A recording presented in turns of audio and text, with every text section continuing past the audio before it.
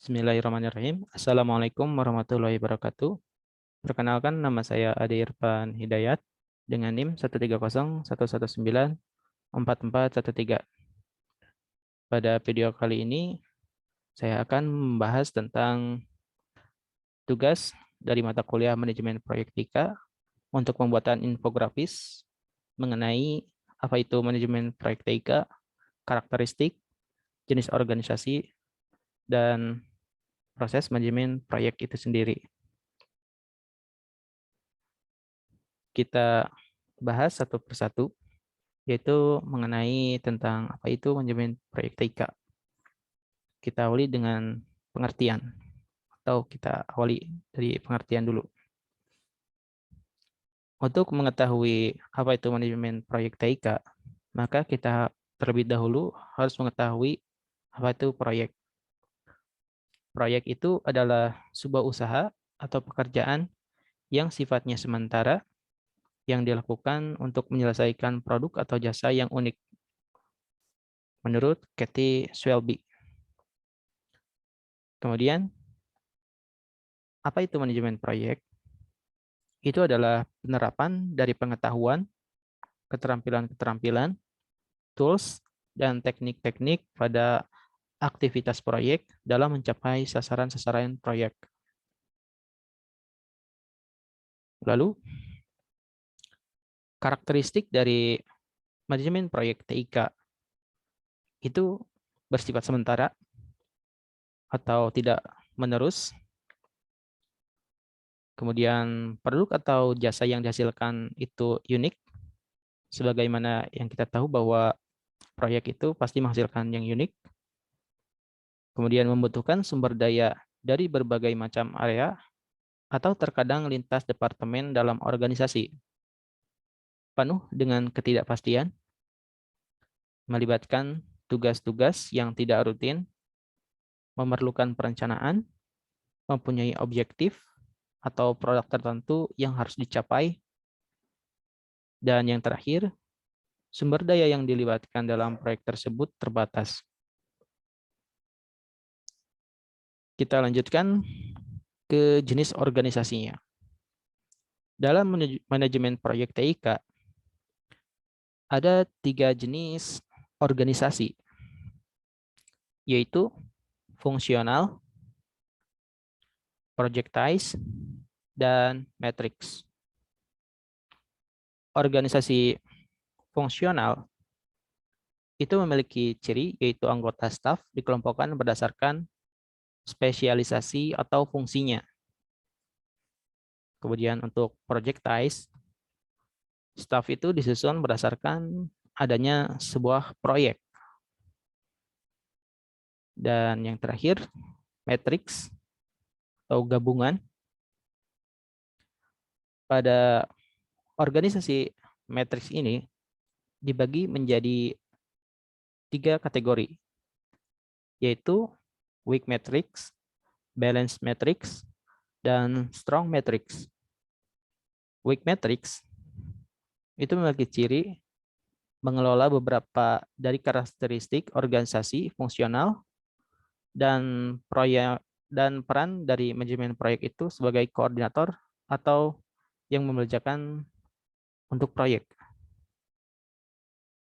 Balance matrix itu mengenal tentang kebutuhan PM, tetapi tidak ada wewenang penuh di seluruh proyek dan pembiayaan proyek.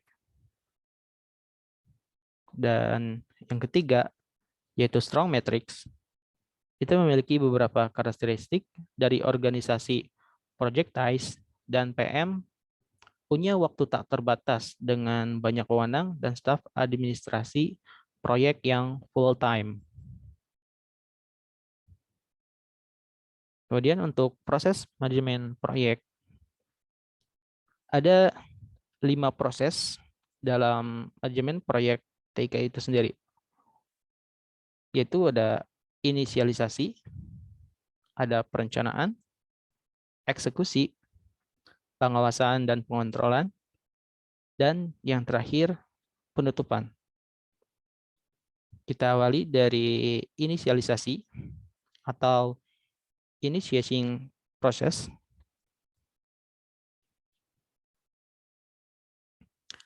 Pada proses inisialisasi atau initializing process itu memberikan gambaran global mengenai proyek yang akan dikerjakan. Tujuannya itu untuk menunjuk atau menetapkan manajer proyek, kemudian menentukan tujuan proyek secara rinci, mengidentifikasi stakeholder, menentukan kriteria keberhasilan proyek, menentukan ruang lingkup, jadwal, kebutuhan sumber daya, asumsi, dan batasan proyek itu sendiri. Dan output yang akan dihasilkan yaitu berupa penugasan PM, identifikasi stakeholder, dan project charter atau business case. Kemudian proses perencanaan atau planning proses itu berisi deskripsi detail dari definisi proyek yang sudah dibuat pada proses inisialisasi dan memiliki tujuan untuk mengidentifikasi ruang lingkup proyek, membuat detail jadwal pelaksanaan proyek, menentukan dana yang dibutuhkan proyek, menentukan prosedur dan mekanisme pengontrolan proyek, menentukan peran, kualifikasi tanggung jawab, serta jumlah personel untuk pelaksanaan proyek, dan menentukan dan menyetujui baseline yang akan menjadi acuan proyek, dan akan memiliki output yaitu berupa contract team, scope statement, work breakdown structure atau WBS, kemudian ada Gantt chart atau jadwal proyek, dan daftar risiko. Kemudian setelah dibuat perencanaan, tahap yang inti, paling inti yaitu eksekusi atau executing proses, itu adalah tindak lanjut dari proses perencanaan yang sudah didokumentasikan. Tujuannya itu adalah merealisasikan perencanaan proyek, mengkoordinasikan kinerja tim proyek, dan juga mengoptimalkan sumber daya yang ada.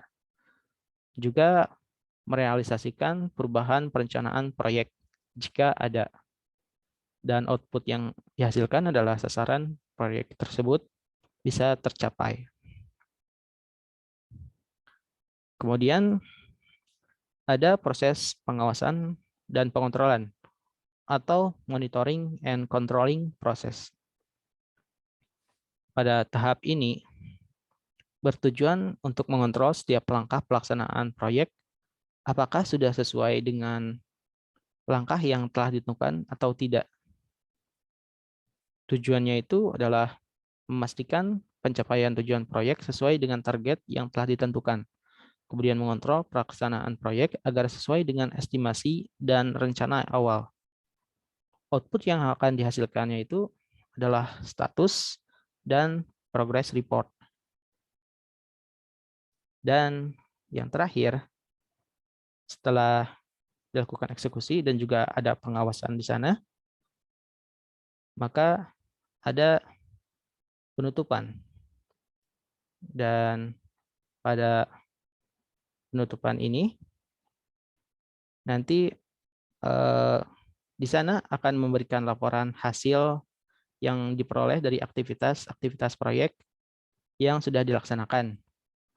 Tujuannya itu adalah mengakhiri proyek dengan semua yang terlibat secara formal dan juga mengakhiri penugasan anggota tim dari proyek tersebut. Output yang akan dihasilkan adalah arsip proyek dan lesson learned. Sekian video dan penjelasan dari saya mengenai apa itu manajemen proyek TIK. Mohon maaf apabila ada kesalahan. Wassalamualaikum warahmatullahi wabarakatuh.